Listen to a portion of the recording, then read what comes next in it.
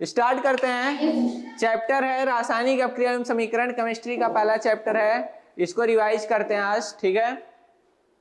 Okay class, तो इसमें हम लोगों ने क्या पढ़ा था, रासायनिक अपक्रियाएं क्या होती हैं, जब एक या एक से अधिक पदार्थ मिलकर के नए पदार्थ का निर्माण करते हैं, उस अपक्रिया को रासायनिक अपक्रिया कहते हैं। उसमें उसकी पहचान कैसे करते हैं, रंग का परिवर्तन होता है, गैस निकल सकती है, उष्मा निकल सकती है, और भी कई तरीके हैं पहचानने के, ठीक है। प्रक्षेप की प्राप्ति होती है, तो ये सारे तरीके हैं अपक्रियाओं को पहचानने के। सबको पता है ना ये चीज? रासायनिक अपक्रिया पहचानने का तरीका हो गया। फिर रासायनिक अपक्रियाएं कितने तरीके की होती हैं। संगठन अपक्रिया होती है, जब दो या दो से अधिक पदार्थ मिलकर के एकल उत्पाद का निर्माण करते हैं तो इसको संगठन अपक्रिया कहते हैं। वियोजन अपक्रिया होती है, जब एक पदार्थ दो या दो से अधिक पदार्थों में विघटित हो जाता है उसे वियोजन अपक्रिया कहते हैं। प्रतिस्थापन अपक्रिया होती है, जब एक अधिक क्रियाशील तत्व किसी कम क्रियाशील तत्व को उसके यौगिक में से उसे विस्थापित कर देता है, उसे प्रतिस्थापन अपक्रिया कहते हैं। पता है? संयोजन अपक्रिया, वियोजन अपक्रिया, प्रतिस्थापन अपक्रिया, द्विविस्थापन अपक्रिया, ऑक्सीकरण अपक्रिया, अपचयन अपक्रिया, रेडॉक्स अपक्रिया, सब पता है सबको? सब लोग डिफिनीशन याद करके जाएंगे। देखिए क्वेश्चन आएगा, रेडॉक्स अपक्रिया समझाइए। रेडॉक्स अपक्रिया क्या होती है? ऐसी अपक्रिया जिसमें एक पदार्थ का ऑक्सीकरण तथा दूसरे का उपचयन होता है, उसे रेडॉक्स अपक्रिया कहते हैं। एक एग्जांपल लिखिए, कोई भी एग्जांपल लिख लेंगे, सारी अपक्रियाएं रेडॉक्स अपक्रियाएं होती हैं। जैसे Mg + O2 gives out 2 MgO, ठीक है। अब एक रेडॉक्स अपक्रिया है, कैसे रेडॉक्स अपक्रिया है? Mg का यहाँ पे क्या है, यहाँ पे 0 है, इधर ऑक्सीकरण संख्या, यहाँ पे 2+ है, ऑक्सीजन का यहाँ 0, यहाँ -2 है, तो Mg डबल प्लस में जा रही है, और ऑक्सीजन 0 से ऑक्सीजन डबल नेगेटिव में जा रहा है। ये देखिए इसका ऑक्सीकरण हो रहा है, इसका उपचयन हो रहा है, यानी इसमें दोनों हो रहा है। इस अपक्रिया को रेडॉक्स अपक्रिया कहते हैं। नहीं समझ में आया?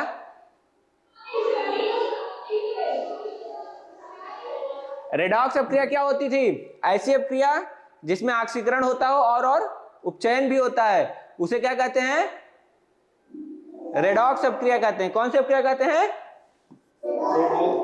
रेडॉक्स अपक्रिया कहते हैं। अब देखिए एग्जांपल के तौर पे, ऐसी अपक्रिया जिसमें ऑक्सीकरण और उपचयन दोनों होता है, रेडॉक्स अपक्रिया कहलाती है।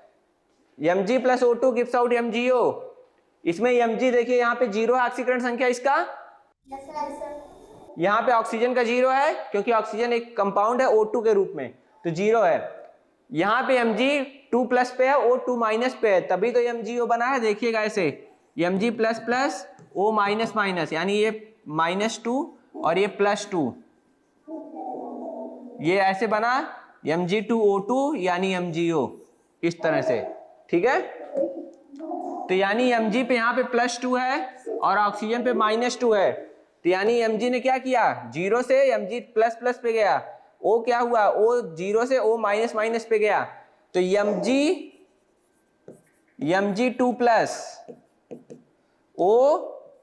O2-, ये 0 से +2 ऑक्सीकरण संख्या में वृद्धि, 0 से -2 ऑक्सीकरण संख्या में घटोत्तरी, कमी।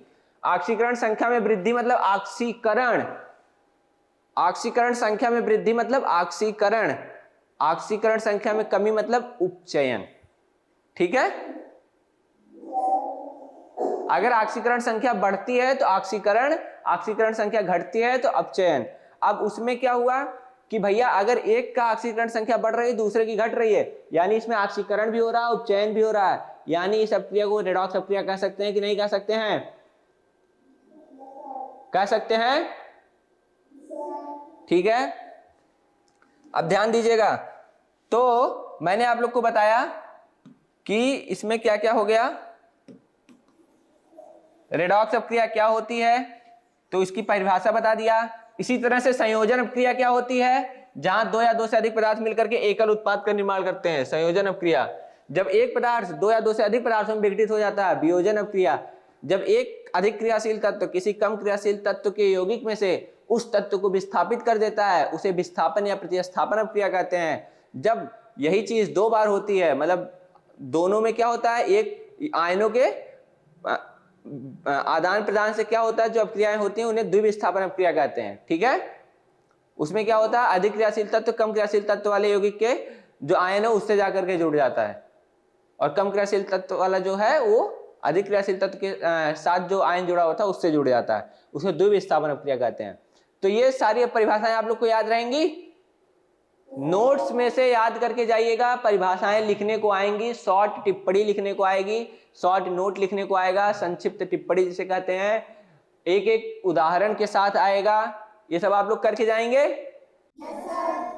6 अपक्रियाएं कौन कौन सी, सबसे पहले संयोजन, वियोजन, प्रतिस्थापन, द्विविस्थापन, रेडॉक्स अपक्रिया। रेडॉक्स में ऑक्सीकरण उपचयन। उसी तरह से उष्माक्षेपी, उष्माशोषी। शोषी मतलब जिसमें उष्मा का शोषण हो रहा हो, क्षेपी मतलब जिसमें उष्मा का उत्क्षेपण हो रहा हो, उष्माशोषी मतलब जिसमें उष्मा लग रही हो, जिसमें उष्मा लग रही हो मतलब उसको टेम्परेचर की जरूरत हो, और उष्माक्षेपी मतलब जिसमें से उष्मा निकल रही हो। जैसे सीमेंट की बोरी जब आप पानी में डालते हैं सीमेंट तो उष्मा निकलती है ना, देखे होंगे ना। जैसे आप ये भी देखे होंगे, चूने को जब पानी में डालते हैं, चूने को जब पानी में डालते हैं तो भी ये देखिए ये बनता है, प्लस उष्मा निकलती है। ये उष्मा जो होती है ये बताती है कि ये उष्माक्षेपी अपक्रिया है। उष्माक्षेपी मतलब उष्मा निकल रही है, इसको बोलते हैं एक्सोथर्मिक। एक्सो बाहर जा रहा, एंडो मतलब अंदर, एंडोथर्मी मतलब अंदर। तो एंडोथर्मी में क्या करते हैं कि ये जो अपक्रियाएं होती हैं उष्मा लेती हैं।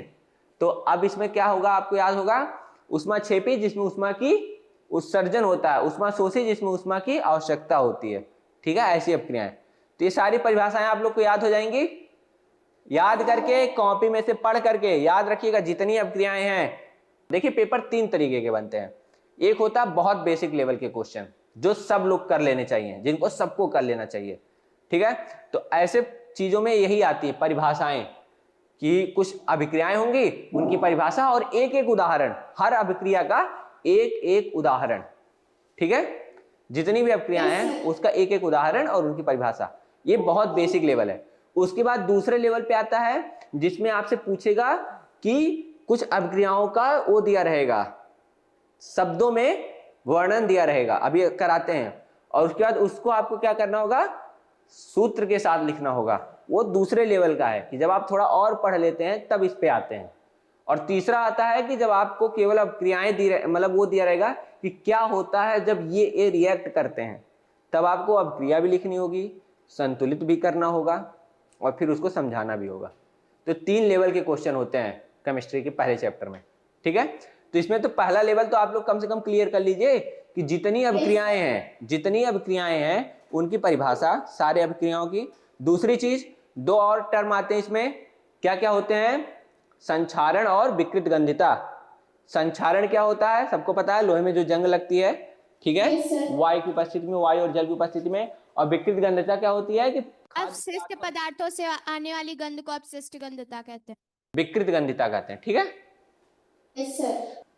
और उसके बाद दूसरा चीज है, अब आते हैं कि कुछ क्वेश्चंस कैसे पूछे जाते हैं इस चैप्टर में। तो इस चैप्टर में जो क्वेश्चंस पूछे जाएंगे वो बहुत ज़्यादा कठिन नहीं होंगे। जैसे मैं आपको बता देता हूँ, 2022, 20, 24 तीनों साल आया है ऑक्सीकरण अपक्रिया पर टिप्पणी लिखिए।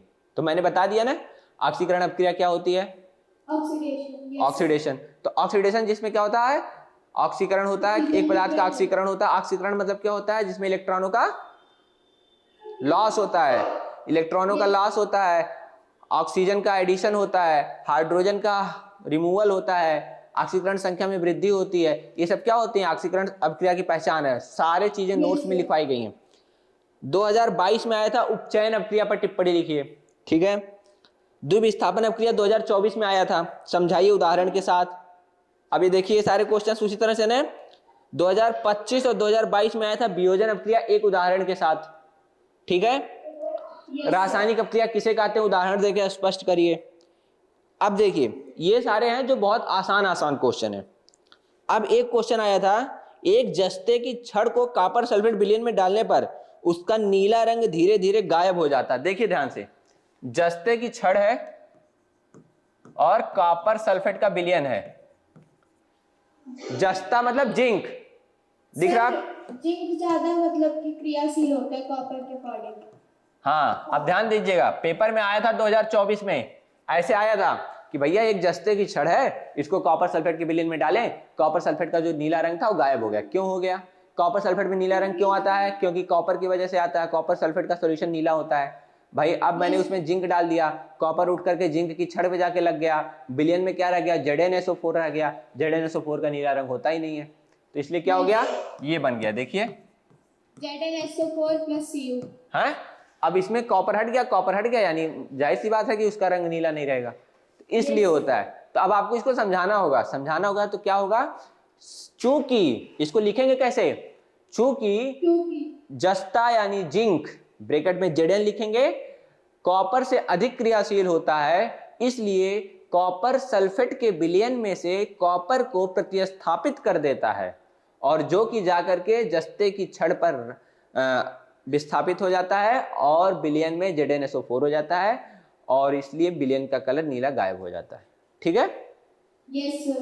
तो इसको लिखने का तरीका कि आप कैसे समझाएंगे? क्योंकि कॉपर सल्फेट में जो कॉपर है वो कम क्रियाशील होता है जिंक से, तो जिंक क्या करता है? Cu को यहाँ से विस्थापित कर देता है।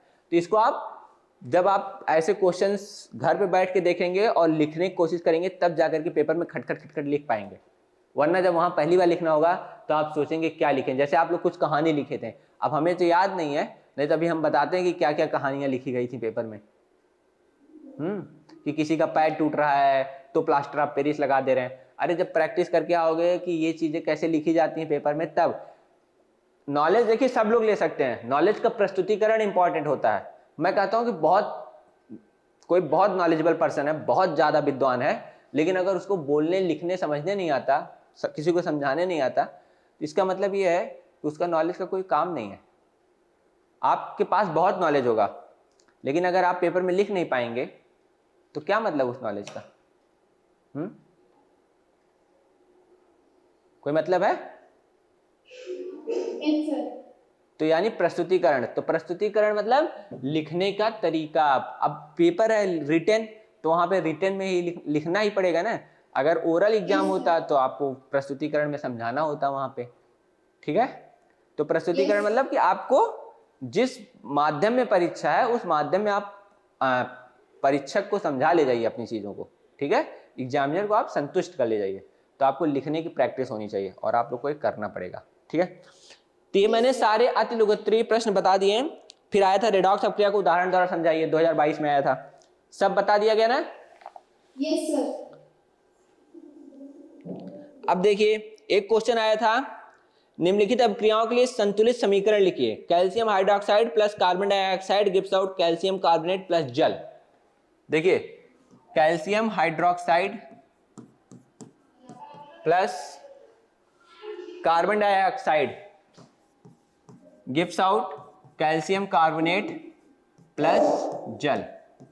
ध्यान से देखिए, तो यहां पे H2O हाइड्रोजन 2 है, यहां पे हाइड्रोजन 2 है, ऑक्सीजन 2 है, 2 4 है, यहां पे 3 और 1 4 है, कैल्शियम 1 है, कैल्शियम 1 है, कार्बन 1 है, कार्बन 1 है। संतुलित तो है, इसमें संतुलन की कोई जरूरत है?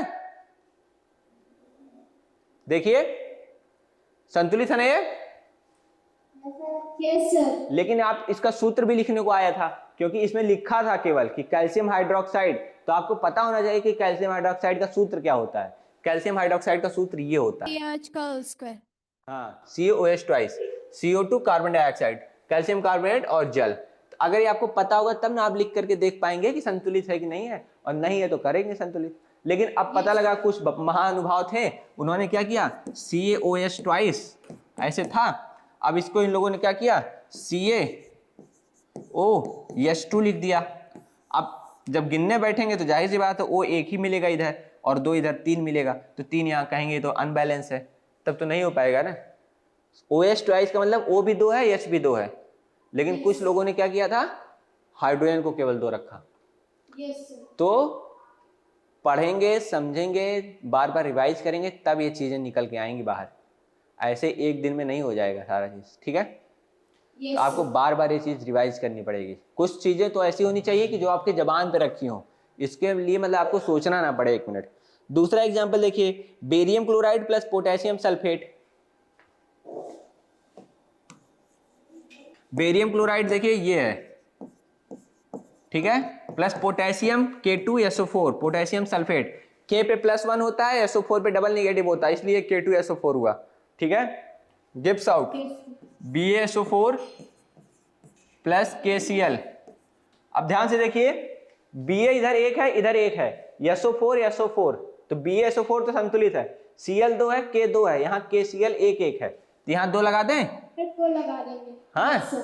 अब ध्यान रखिएगा, जितने लोग हैं यहाँ पे, कोई ये नहीं करेगा कि ये 2 KCl की जगह KCl 2 कर दें।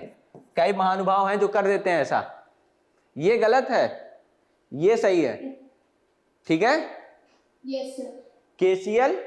KCl ये, जैसे मैं बोलूं राम, तो राम 2 राम हो सकते हैं, ठीक है, लेकिन राम स्क्वायर कुछ नहीं होगा, ठीक है। 2 राम हो सकते हैं, राम स्क्वायर कुछ नहीं होगा। हाँ, ऑक्सीजन जैसे जब बोलते हैं ऑक्सीजन गैस, तो O2 होता है, वो उसका सूत्र है, वो पहले से ही ऑक्सीजन गैस O2 है। अब मैं कहूं कि O4 हो जाए तो O4 नहीं होगा, 2O2 होगा, तब जाकर के O में 4 होंगे, ठीक है। तो इस तरह से ये फिक्स है, एक KCl फिक्स है, आपको 2 इधर लगाना होगा। ध्यान दीजिएगा, बहुत ऐसे लोग हैं जो कि बहुत कुछ करते हैं इन सब सूत्रों में, तो अपनी जो इनोवेटिव प्रॉपर्टी है उसको छोड़ के जाइएगा। जितना आपने पढ़ा होगा, जितना किताब में होगा, उतना ही लिखिएगा, बहुत ज़्यादा वहाँ पे अनुसंधान करने की ज़रूरत नहीं है, ठीक है। Silver nitrate plus zinc chloride gives out silver chloride plus zinc nitrate.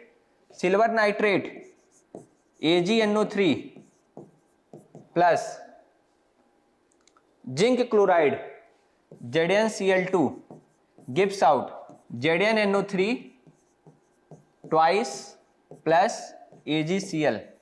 अब ध्यान से देखिए, Ag एक है, NO3 एक है, वहां 2 है, Cl 2 है, यहाँ वहां 1 है।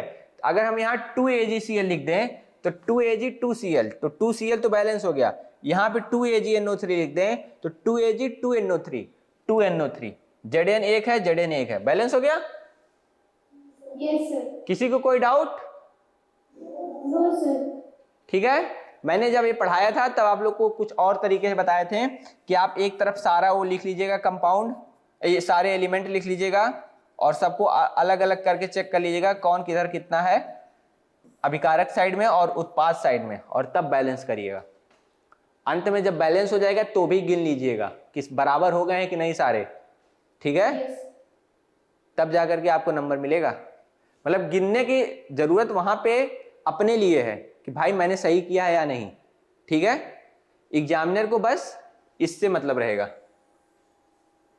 आपने ये किया होगा तो एग्जामिनर नंबर दे देगा, लेकिन आप कैसे चेक करेंगे कि आपने सही किया है? आप ऐसे बनाएंगे अभिकारक में और उत्पाद में संतुलन के बाद कितना कितना है। अगर कोई एक दो इधर उधर हुआ तो यानी आपका समीकरण सही नहीं है, ठीक है। उदास होने की जरूरत नहीं है, अगर नहीं आ रहा होगा तो आगे बढ़ जाइएगा, ये नहीं कि बैठ के उससे युद्ध करिए, ठीक है।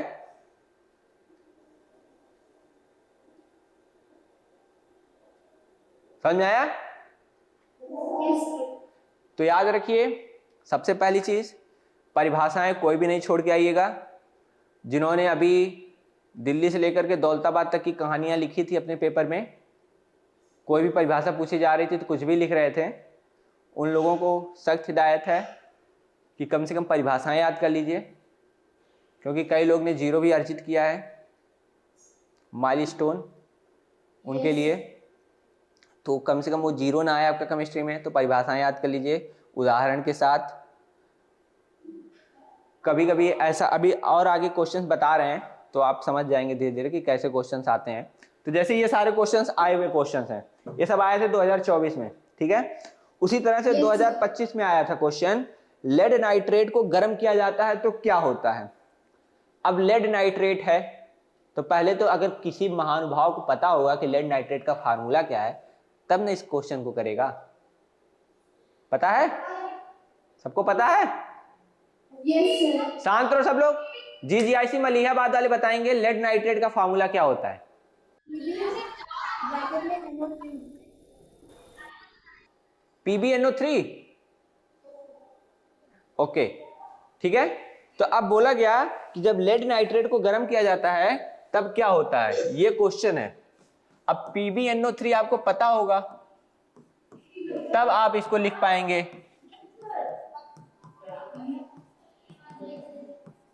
ठीक है, तो अगर आपको पता होगा कि PbNO3 ये होता है तो आपको पता होगा कि जब इसको गर्म किया जाता है तब ये बनता है।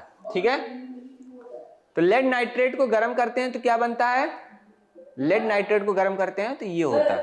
हाँ सर ब्रैकेट के बाद 2 लगेगा लेड नाइट्रेट में। वो तो संतुलित करने की बात हुई ना। अच्छा ये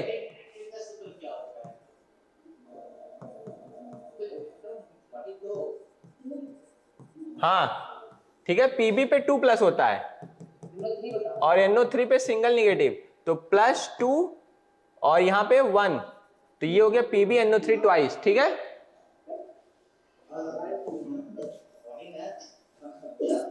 तो देखिए Pb पर 2 प्लस +2, NO3 पर 1 माइनस, तो यहां हो गया PbNO3 ट्वाइस।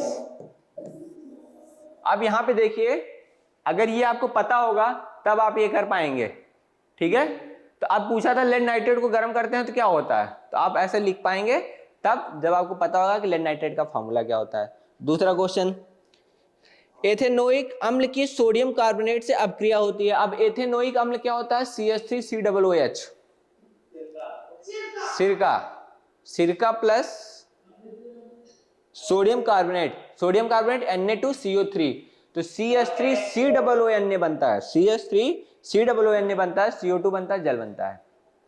तो ये तब आप कर पाएंगे जब आपको पता होगा कि अभिक्रियाओं के सूत्र, इन रासायनिक यौगिकों के सूत्र क्या है। बोला गया दूसरा क्वेश्चन में कि CH3COOH प्लस Na2CO3। अब ध्यान दीजिएगा, CH3COONA plus H2O plus CO2 ये बनता है। ठीक है, तो ये आपको तब पता होगा जब ये पता होगा, ये दोनों पता होगा तो आप ये कर पाओगे। अब इसके बाद अगर कहता है कि क्या होता है जब ये होता है प्लस संतुलित भी करिए उसको, तब आप इसको संतुलित करने बैठिएगा। ये आप ये सारा क्वेश्चन 2 मिनट में करेंगे। कैसे करेंगे 2 मिनट में, कैसे करेंगे नहीं पता, ठीक है 2 मिनट में कैसे करेंगे बताता हूं कैसे करेंगे। जिसको नहीं पता सुन लीजिए कैसे करेंगे। किसको नहीं पता बताइए, हाँ हुसैनाबाद वाले सुनिए सब लोग, कैसे कैसे करेंगे। आज जाइएगा, ठीक है, घर पे जाइएगा, 10 अपक्रियाएं आज, 10 अपक्रियाएं कल, 10 अपक्रियाएं परसों, 4 दिन 10-10 अपक्रियाएं क्या करिएगा, लिख करके प्रैक्टिस करिएगा। ठीक है, लिख करके प्रैक्टिस करिएगा और बार बार उसको प्रैक्टिस करिए। 10 अपक्रियाएं लिखिए, प्रैक्टिस करिए, उसको संतुलित करिए, सब कुछ करिए उस 10 अपक्रियाओं को एक दिन में। 10 अपक्रियाएं आज, 10 अपक्रियाएं कल, 10 अपक्रियाएं परसों, ऐसे करते चले जाइए। 40 अपक्रियाएं लिखिएगा, 40 के बाहर जाएगा ही नहीं पेपर। ठीक है, 40 अपक्रियाएं जो आपके बुक में होंगी उन्हीं को लिख लिख के आप क्या कर लीजिएगा, याद कर लीजिएगा। आपको दिमाग में खट से आ जाएगा कि ये अपक्रिया पूछी गई है। ठीक है, यस सर, अब हो जाएगा हुसैनाबाद बच्चों। यस सर, हाँ क्या संतुलित करने आता है वो अब देखिए CH3COO Na यहाँ पे 2 है, यहाँ पे 1 है, तो यहाँ पे हो जाएगा 2। ठीक है, फिर CH3COO यहाँ पे 2 हो जाएगा, 2H बचा, 2H इधर हो गया और इधर हो गया 3, 2H ये हो गया, 1 O हो गया और ये CO2। अब ये संतुलित हो गया।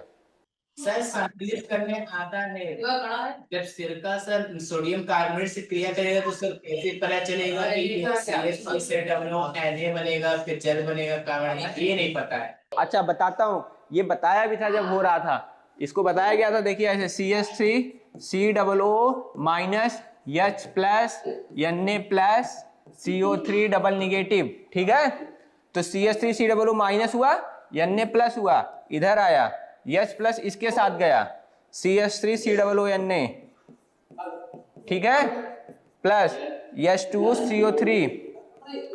अब H2CO3 देखिए, H प्लस CO2 और O माइनस माइनस, यानी H2O और CO2, ये बना। तो अब पता चल गया, CH3COO बन गया, H2O बन गया, CO2 बन गया, ठीक है, समझ में आ गया ये?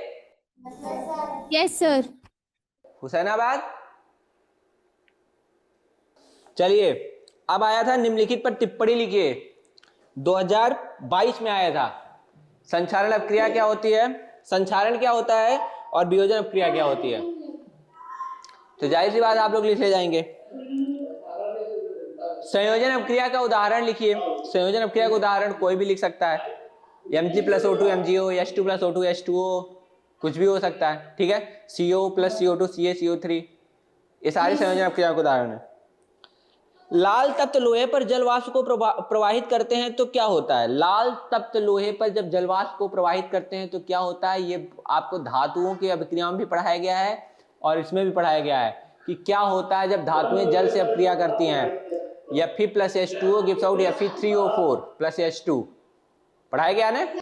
अगला क्वेश्चन आया था 2020 में, उदाहरण से समझाइए। संकलन अपक्रिया मतलब संयोजन अपक्रिया, संकलन मतलब संयोजन, प्रतिस्थापन अपक्रिया और ऑक्सीकरण अपक्रिया, सब पता है आपको। फिर देखिए 2025 में ही आया था, उष्मीय अपघटन अपक्रिया का एक उदाहरण दीजिए। उष्मीय अपघटन अपक्रिया, अपघटन मतलब वियोजन, लेकिन उष्मीय अपघटन का मतलब ऐसे अपघटन अपक्रिया जिसको गर्म करने पे वो क्या होता है, दो अधिक पदार्थों में विघटित हो जाता है, तो उसको उष्मीय अपघटन कहते हैं, ठीक है। Yes sir. दो अपक्रियाएं और पूछी गई थी, ये पूछा गया था 2023 में कि अवक्षेपण अपक्रिया क्या होती है। अवक्षेपण अपक्रिया आप लोग को पढ़ाया नहीं गया होगा, या पढ़ाया गया होगा तो बस बताया गया होगा, लिखवाया नहीं गया होगा। देखिए क्या होता है, लिख लीजिएगा बल्कि। अवक्षेपण अपक्रियाएं वह अपक्रियाएं जिनके फलस्वरूप प्रक्षेप की प्राप्ति होती है, वह अपक्रियाएं जिनके फलस्वरूप प्रक्षेप की प्राप्ति होती है अवक्षेपण अपक्रिया। अवक्षेपण अपक्रिया वह अपक्रिया जिसके फलस्वरूप प्रक्षेप की प्राप्ति होती है, प्रक्षेप मतलब प्रेसिपिटेशन, प्रक्षेप वह अपक्रिया जिसके फलस्वरूप प्रक्षेप की प्राप्ति होती है उसे अवक्षेपण अपक्रिया कहते हैं। लिख लीजिए, उदाहरण हम बता रहे हैं आपको, ठीक है। Yes sir.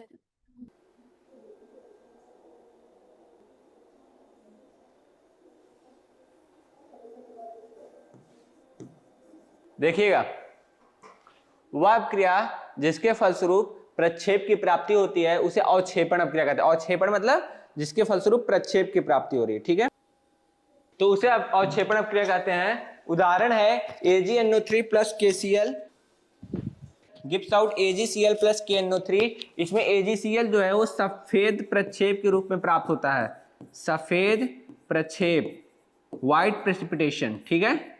तो ये तली में नीचे बैठ जाता है सफेद कलर में, ठीक है, इसको कहते हैं अवक्षेपण अपक्रिया, ठीक है। Yes sir. अवक्षेपण अपक्रिया वह अपक्रिया जिसमें प्रक्षेप की प्राप्ति होती है उसे अवक्षेपण अपक्रिया कहते हैं, जैसे ये अपक्रिया। उसी तरह से आया था उभय अपघटन। उभय अपघटन, उभय मतलब दोनों का, उभय मतलब दोनों का, यानी वो कौन सी अपक्रिया पूछ रहा है, द्विविस्थापन। सेम यही अपक्रिया, देखिए द्विविस्थापन है कि नहीं, ये इधर चला आया, ये इधर चला गया, हो गया द्विविस्थापन। Yes sir. तो उभय अपघटन और अवक्षेपण अपक्रिया उदाहरण के साथ समझाइए, तो समझा ले जाएंगे ना। Yes sir. ठीक है, परिभाषा सब लोग याद रखिएगा। अच्छा, संतुलन देखिए, हम बता रहे हैं आपको, संतुलन रासायनिक समीकरण का अत्यंत आवश्यक है, तो आप लोग प्रैक्टिस करके जाइएगा। सभी बच्चे 10-10 क्वेश्चन कम से कम प्रैक्टिस कर लेंगे। अगर 10 प्रैक्टिस कर लेंगे तो वहां पे अगर दूसरा भी आएगा तो भी आप कर ले जाएंगे, लेकिन 10 प्रैक्टिस आप खुद से करेंगे, ठीक है। Yes sir. उसके बाद आया था 2025 में आया था, निम्नलिखित अपक्रिया में उपचायक तथा अपचायक पदार्थ कारण सहित चुनिए। उपचायक और अपचायक पदार्थ कारण सहित चुनिए, ठीक है। Yes, sir. आप एक चीज ध्यान दीजिएगा, हम कहते हैं Fe3+ से Fe2+ में जा रहा है, ठीक है। Fe3+ से 2+ में, तो 3 + 3 से +2 में जा रहा है। इसका क्या हो रहा है? रिडक्शन हो रहा है। रिडक्शन यानी उपचयन, उपचयन हो रहा है। जिसका रिडक्शन होता है वो क्या करता है? वो ऑक्सीडाइजिंग एजेंट होता है कि नहीं होता है? पता है आपको सबको? होता है सर। जिसका रिडक्शन होता है वो ऑक्सीडाइजिंग एजेंट होता है। रिडक्शन मतलब उपचयन। जो रिडक्शन कराता है उसको उपचायक कहते हैं, जो ऑक्सीडेशन कराता है उसको अपचायक या ऑक्सीकारक कहते हैं, ठीक है। Yes sir. तो इसका रिडक्शन हो रहा है यानी ये ऑक्सीकारक है, यानी इसको अपचायक बोलेंगे। क्या बोलेंगे? अच्छा। अपचायक। क्या बोलेंगे? इसका क्या हो रहा है? आप लोग लिख दीजिएगा विधिवत कि इसका उपचयन हो रहा है, अर्थात ये अपचायक है, ठीक है। जिसका उपचयन होगा वो उपचायक नहीं होगा ना, अपचायक होगा ना, पता है ना। ऑक्सीकारक और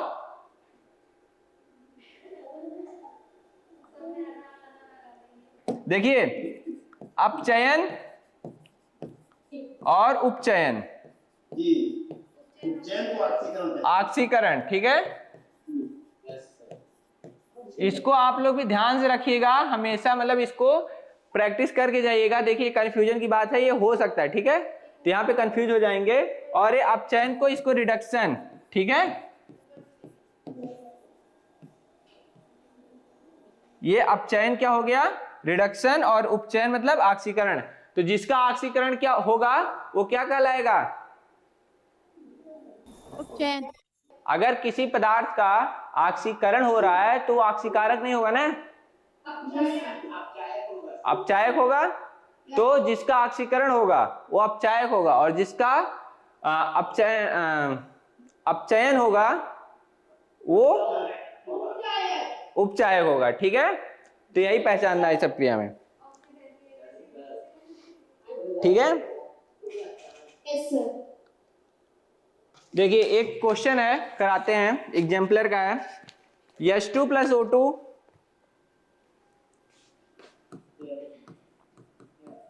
गिव्स आउट H2O, ठीक है।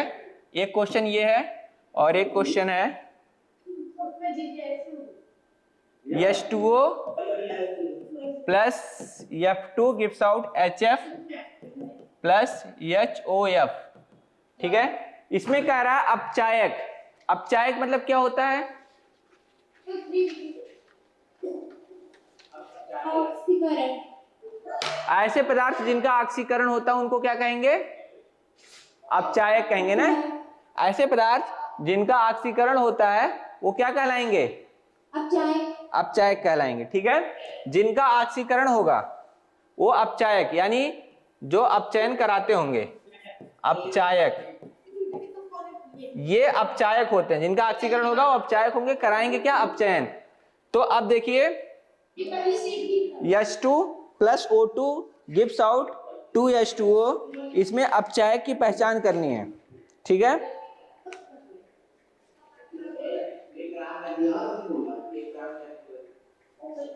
अब देखिए H यहाँ पे 0 था, O 0 था, और यहाँ पे H +1 हो गया, O -2 हो गया। तो यानी H 0 से +1 पे गया, इसका ऑक्सीकरण हो रहा है, ऑक्सीकरण हो रहा है इसका। और ये 0 से -2 पे गया, इसका क्या हो रहा है? अपचयन हो, उपचयन हो रहा है, ठीक है। इसका ऑक्सीकरण हो रहा है और इसका अपचयन हो रहा है, ठीक है। तो ऑक्सीकरण जो हो रहा है जिसका, वो अपचायक होगा, और जिसका अपचयन हो रहा वो ऑक्सीकारक होगा। तो यहां पे पूछ रहा है अपचायक क्या होता है? तो अपचायक मतलब जिसका ऑक्सीकरण हो रहा है, जिसका ऑक्सीकरण हो रहा है वो अपचायक होगा। ऑक्सीकरण किसका हो रहा है? 0 से +1 पे कौन जा रहा है? H2। तो यानी ये क्या होगा? अपचायक होगा। क्या होगा? अपचायक। ध्यान दीजिएगा, शब्द थोड़ा कंफ्यूजिंग है। तो जिसका ऑक्सीकरण होगा वो अपचायक होगा, जिसका ऑक्सीकरण होगा वो अपचायक होगा, और जिसका अपचयन होगा वो ऑक्सीकारक होगा, ठीक है। समझ में आया? तो इसको आप लोग बहुत अच्छे से प्रैक्टिस करके जाइएगा, कंफ्यूज हो सकते हैं वहां पे, ठीक है। और दूसरा क्वेश्चन है, एक और क्वेश्चन था, H2O plus F2 gives out HF plus HOF, ठीक है। अब इसमें भी आपको वही पहचानना है अपचायक कौन है। तो H2O में प्लस 1 माइनस 2 0, यहाँ पे देखिए plus 1 minus 1, plus 1 minus 2 minus 1। Sir छाटना क्या है ये तो बताइए, तब तो हम लोग आंसर। अपचायक, अपचायक क्या है? हाँ, किसका ऑक्सीकरण हो रहा है, मतलब यही समझाना आप लोग को कि इसमें से ऑक्सीकरण किसका हो रहा है। F2 का हो रहा है। F2 का ना, F2 का ऑक्सीकरण हो रहा है? नहीं, F2 का ऑक्सीकरण नहीं हो रहा है। F2 0 से -1 पे जा रही है, इसका अपचयन हो रहा है, अपचयन हो रहा है उसका। सर छाटना क्या, अपचायक की उपचायक? हाँ, अब देखिए छांटना यह है कि अपचायक पदार्थ कौन सा है। अपचायक पदार्थ कौन होगा? जिसका ऑक्सीकरण हो रहा होगा। ऑक्सीकरण पहचानना आसान होता है, देखिए ध्यान से देखिए, ऑक्सीकरण पहचानना आसान इसलिए होता है कि ऑक्सीकरण संख्या में वृद्धि होती है, ठीक है। तो अगर आप देखिएगा ध्यान से यहाँ, तो यहाँ पे F2 का 0 से -1 हो रहा है, यानी इसका ऑक्सीकरण नहीं हो रहा है, इसका रिडक्शन हो रहा है। रिडक्शन मतलब अपचयन हो रहा है। F2 जो है F0 से -1 पे जा रहा है, यानी इसका क्या हो रहा है? अपचयन हो रहा है। अपचयन कराने वाला कौन होगा? ये बगल में जो इसके खड़ा है, यानी H2O क्या होगा? अपचायक होगा, ठीक है। इन दोनों रिएक्शन में अपचायक छांटना था, तो इसमें क्या हो गया? इसमें आपका अपचायक H2 हो गया और इसमें H2O हो गया। यहाँ पे F2 जो है 0 से -1 पे जा रहा है, यानी इसका रिडक्शन हो रहा है। रिडक्शन मतलब अपचयन हो रहा है। अगर अपचयन हो रहा है उसका, तो बगल वाला पदार्थ अपचायक होगा, क्योंकि जो जिसका अपचयन होता है वो अपचयन कोई कराता है, जो कराता है उसको अपचायक कहते हैं, और जो करा रहा है उसके बगल का पदार्थ है, जो अभिकारक का दूसरा अभिकारक है, ठीक है। तो अपचायक H2O हो गया, ठीक है। तो देखिए और भी क्वेश्चन इस पे प्रैक्टिस करते हैं, आगे बढ़े। देखिए अब ऑक्सीकारक पहचानना है। ऑक्सीकारक CuO प्लस H2, ऑक्सीकारक मतलब CuO plus H2 gives out Cu plus 4H2O। ध्यान दीजिए, ऑक्सीकारक, ऑक्सीकारक मतलब जिसका अपचयन हो रहा हो उसको क्या कहेंगे? ऑक्सीकारक कहेंगे, ठीक है। जिसका अपचयन हो रहा होगा उसको क्या कहेंगे?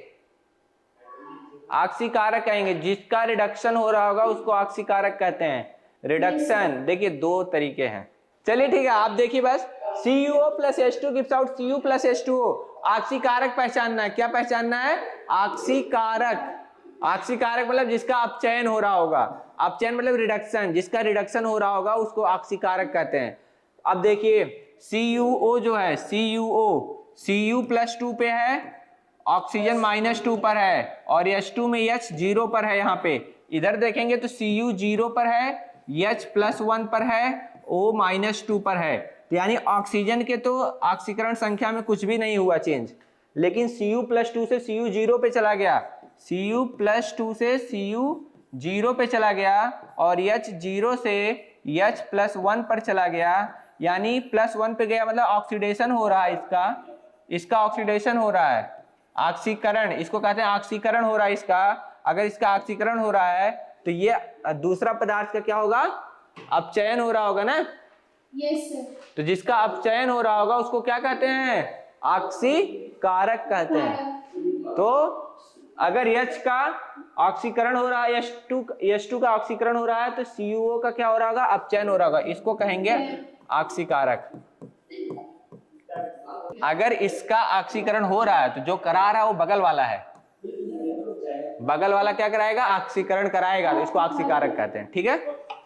समझ में आया?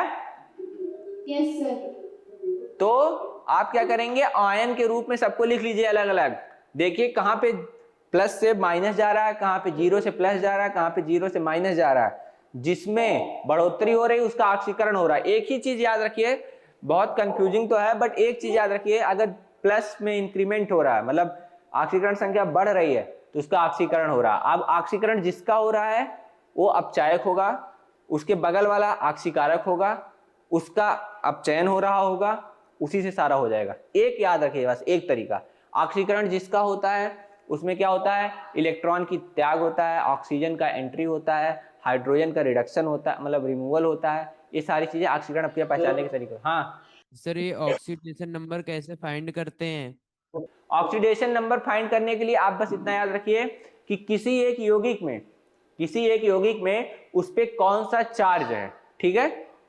किसी एक यौगिक में जैसे CuO है तो Cu पे +2 होगा, O पे -2 होगा, तो उस यौगिक में Cu का +2 एक स्टेट है, उसका स्टेट क्या है वही उसका ऑक्सीडेशन नंबर होगा। Cu +2 पे है उसमें, तो Cu का ऑक्सीडेशन नंबर +2 हो गया, इधर 0 हो गया और इधर +2 हो गया, तो +2 से 0 आया।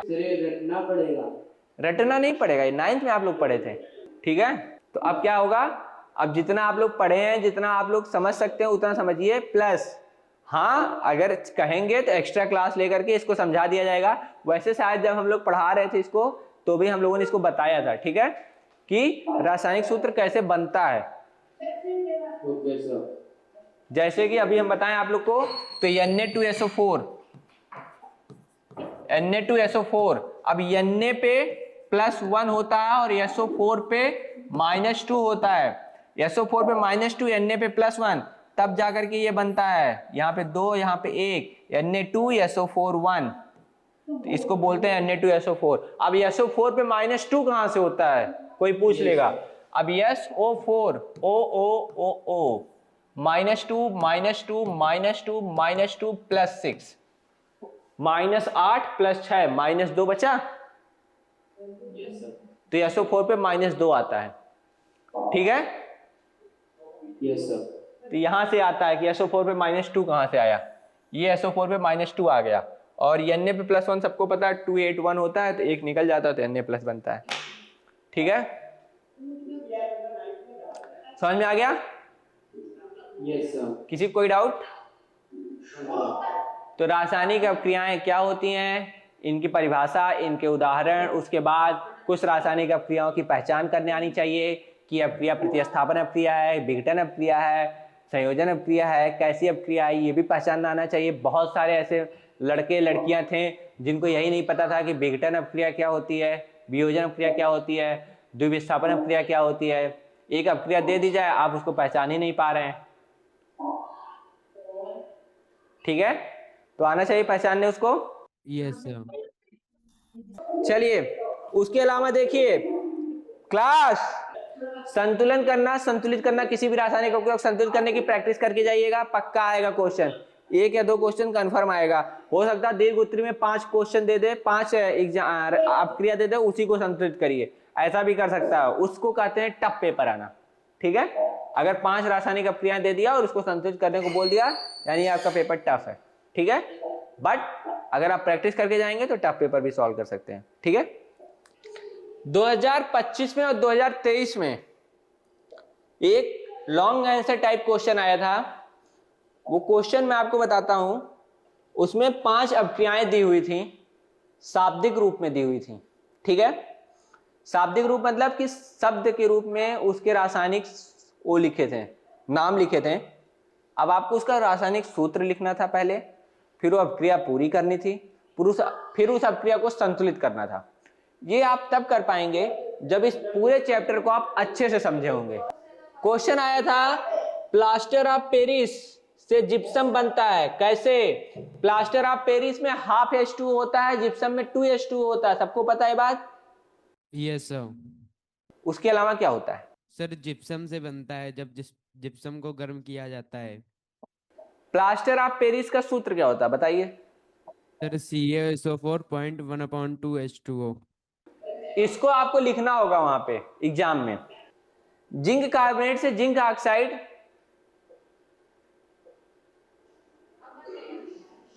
जिंक कार्बोनेट से जिंक ऑक्साइड, तो जिंक कार्बोनेट का फॉर्मूला होता है ZnCO3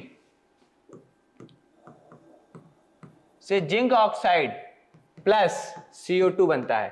अब इतना लिखा हुआ था केवल, वो भी शब्द के रूप में लिखा हुआ था रासायनिक नाम लिखा हुआ था। तो आप जिंक कार्बोनेट का फॉर्मूला पता होगा, आपको जिंक ऑक्साइड का पता होगा, तब ये जाकर के आप अभिक्रिया लिखेंगे और फिर इसको संतुलित करेंगे।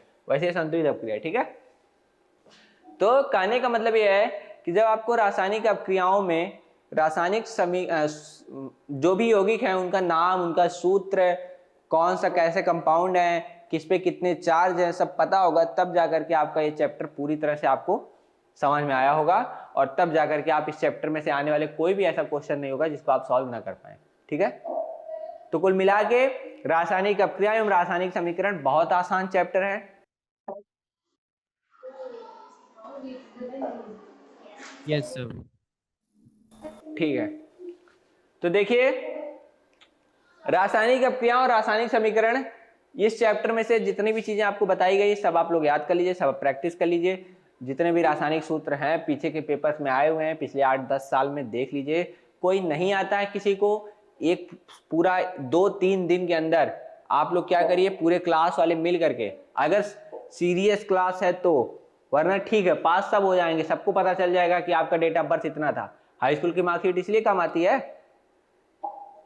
लेकिन आप अगर लगता है कि आप लोग सीरियसली एग्जाम की तैयारी कर रहे हैं तो फिर क्या करिए, सारे क्लास वाले मिल करके जब कुछ सारे क्वेश्चन सॉल्व कर लीजिए, कुछ नहीं आ रहा है एक दूसरे से पूछ लीजिए, नहीं आ रहा है सर से पूछ लीजिए, सर तो बता ही देंगे, वरना सर से पूछने में डर लग रहा है तो हम लोग के पास आइए, हम लोग को मैसेज कर दीजिए, किसी को भी मैसेज कर दीजिए, यहाँ पे आपको सारे क्वेश्चन का सोल्यूशन मिल जाएगा, ठीक है। तो कोई भी डाउट हो, बिना दिमाग में डाउट लेकर के मत जाइएगा एग्जाम में, सारे डाउट पहले क्लियर कर लीजिएगा। बोर्ड का पेपर है, पहली बार है, नर्वस भी होंगे लोग, लेकिन क्या करिए आप लोग अगर बहुत प्रैक्टिस करके जाएंगे ना तो पेपर नहीं लगेगा कि बस घर पे बैठ के कुछ लिख रहे हैं, तो इसलिए प्रैक्टिस करिएगा, ठीक है। इस चैप्टर में बस इतना ही था और कुछ नहीं है, तो आगे के क्लास में अगले चैप्टर शुरू किए जाएंगे। बाकी अगर कोई डाउट रहता है इस चैप्टर में तो आप फिर से पूछिएगा, ठीक है। चलिए ये क्लास होती है खत्म।